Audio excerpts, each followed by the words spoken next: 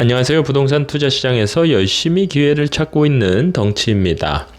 매월 초가 되면 부동산 지표 중에 반드시 살펴봐야 되는 것이 있죠. 바로 거래량입니다.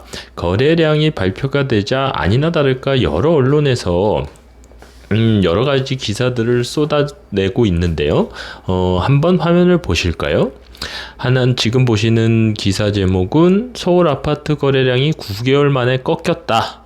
그래서 기로에선 집값이라는 제목이 하나가 있고요. 다음에 보실 제목은 바로 이것인데 서울 아파트 매매가 넉 달째 3,000건을 훌쩍 넘었다. 거래 회전율이라는 것이 딱 와닿지는 않습니다만 어쨌든 거래 회전율도 13개월 만에 최고다.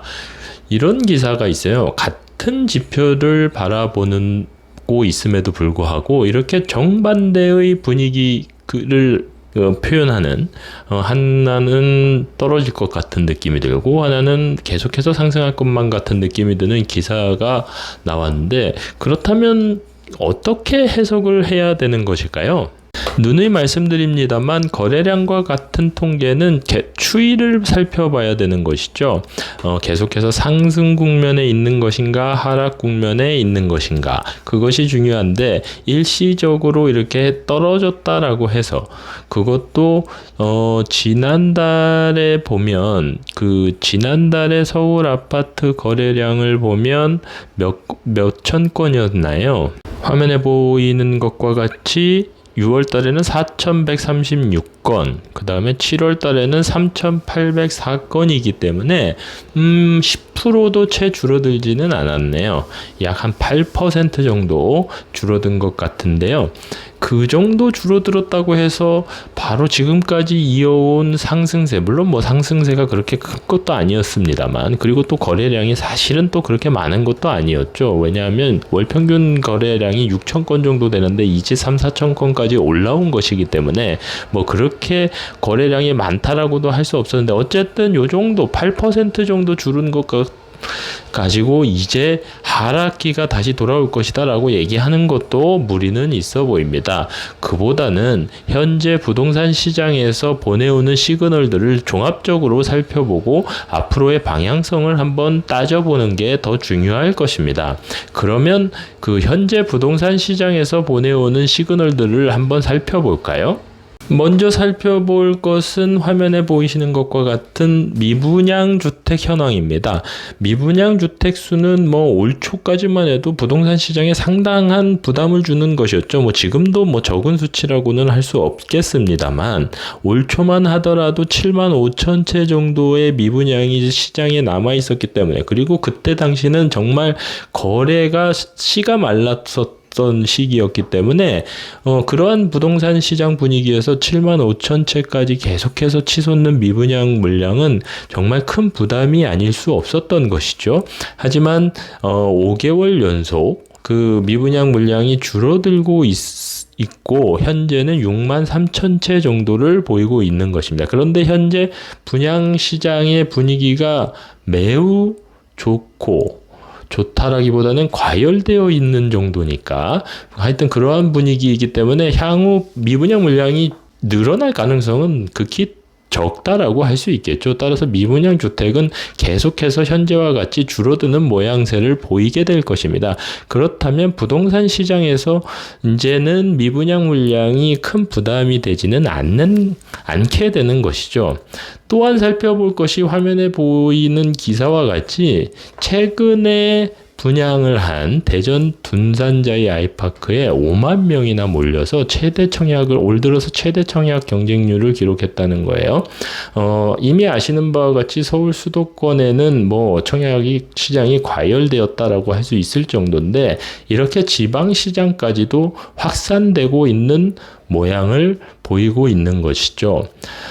이번 대전에서 분양한 둔산자이 아이파크는 자이와 아이파크라는 브랜드라서 사실 일각에서는 우려의 목소리도 있었어요. 최근에 브랜드의 기업이 좋지 않은 모습이었기 때문에, 안 좋은 일들을 했었기 때문에. 하지만 그러한 우려는 기후였다는 것을 증명하듯이 이렇게 엄청난 경쟁률을 보인 것이죠.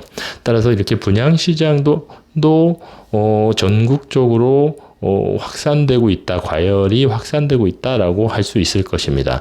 그리고 또 한번 살펴볼 것이 여러 차례 말씀을 드렸지만 바로 이것일 거예요. 중요한 건데요. 하락이 다시 찾아올 것이다. 하반기에는 하락이 될 것이다라고 주장하시는 분들의 가장 큰 이유, 근거는 바로 역전세였죠. 역전세난이 시간이 지나면 지날수록 더욱더 심각해질 것이기 때문에 매매 가격은 오를 수가 없다라는 것이었는데 화면에 보이는 것과 같이 현재 역전세는 글쎄요, 우려가 현실화되고 있지는 않은 것 같습니다. 실제로 부동산 시장에 나가보면 전세 가격은 지금 매매 가격보다 훨씬 더 큰 폭의 상승세를 보이고 있기 때문에 앞으로 역전세, 적어도 아파트에서는 역전세라는 단어는 찾아보기 힘들 것 같습니다.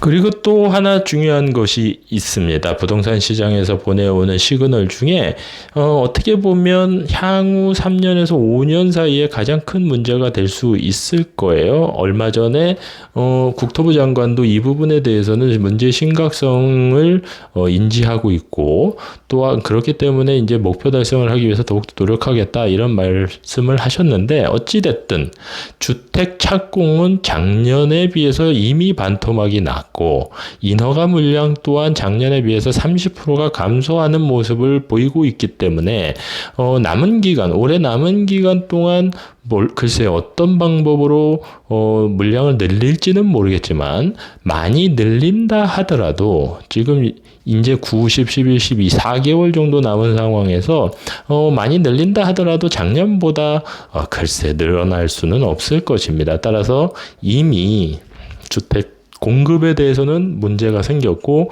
이러한 현상은 향후 3년에서 5년 후에 나타나게 될 것이죠. 그렇게 된다면 지속적인 공급 부족으로 인한 매매 가격의 상승은 어떻게 보면 불보듯 뻔한 결과가 되지 않을까요? 따라서 결론을 내보면 거래량은 줄어든 것은 사실입니다만 이렇게 줄어들었다는 것에 대해서 일희일비할 필요는 없을 것 같습니다. 현재 부동산 시장에서 보내오는 시그널들을 살펴보면 하락보다는 앞으로 상승할 거라는 시그널이 더 많다는 것을 알 수 있어요. 따라서 현재의 방향성을 계속해서 유지해 나갈 것이다 라고 결론을 내릴 수 있을 것입니다. 그렇다면 우리는 현재 부동산 시장에서 어떤 기회를 찾기 위해서 노력해야 될까요? 이번 주는 그 기회를 찾기 위해 먼저 임장부터 나가보는 게 어떨까 싶습니다. 항상 투자자 여러분의 성공적인 투자 이어나가시기를 응원합니다. 감사합니다. 영상이 좋았다면 구독, 좋아요, 알림 설정 부탁드립니다.